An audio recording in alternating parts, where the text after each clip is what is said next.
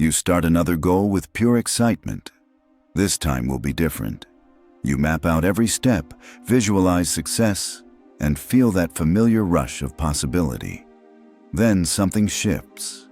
You miss a deadline, skip a workout, procrastinate on the one task that matters most.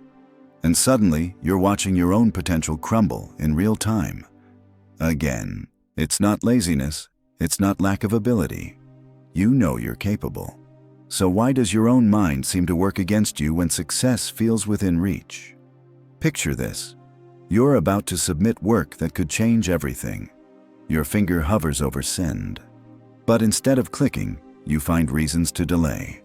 One more edit, one more review. Maybe tomorrow would be better timing. What started as perfectionism becomes paralysis. What began as ambition dissolves into avoidance. And the opportunity slips away while you convince yourself you're just being thorough. This isn't coincidence. It's shadow psychology at work. Carl Jung discovered something disturbing about human nature. We all carry a hidden part of ourselves that we've rejected and pushed into the unconscious. This shadow contains everything we've learned to hide, fear, or deny about who we are. But here's what psychology reveals. The shadow doesn't stay buried. It leaks out in moments of self-sabotage, turning our conscious goals into unconscious failures. Your shadow forms early. Every time you were told to be smaller, quieter, or different, a piece of your authentic self got locked away. The ambitious part that might seem selfish, the confident part that might appear arrogant, the successful part that might outshine others. These qualities didn't disappear.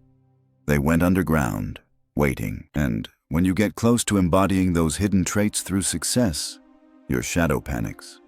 It whispers that you're not worthy, that people will see through you, that failure now is safer than rejection later.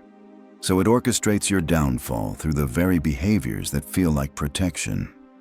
This is the paradox of self-sabotage. It feels like self-preservation, but it's self-destruction. Your unconscious mind would rather fail on familiar terms than succeed on unknown ones. It chooses the devil it knows over the angel it fears becoming. But here's what most people miss. Self-sabotage isn't just about negative traits you've rejected. Sometimes it's positive qualities you've disowned. Maybe you learned that being too smart made others uncomfortable. So now you dim your intelligence right before presentations. Maybe you discovered that success triggered jealousy.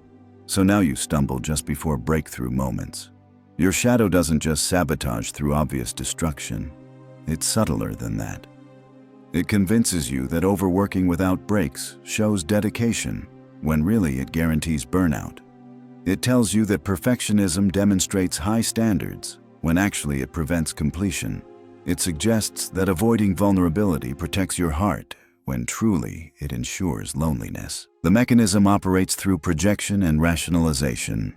You project your fears onto external circumstances. The timing isn't right. The market is wrong. Others wouldn't understand.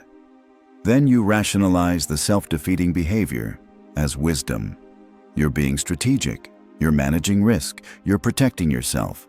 But shadow psychology reveals the truth. You're not protecting yourself from failure. You're protecting yourself from the terror of discovering who you might actually become if you stopped hiding. The shadow fears integration more than destruction. It would rather keep you small and safe than large and unknown. Recognition breaks the pattern.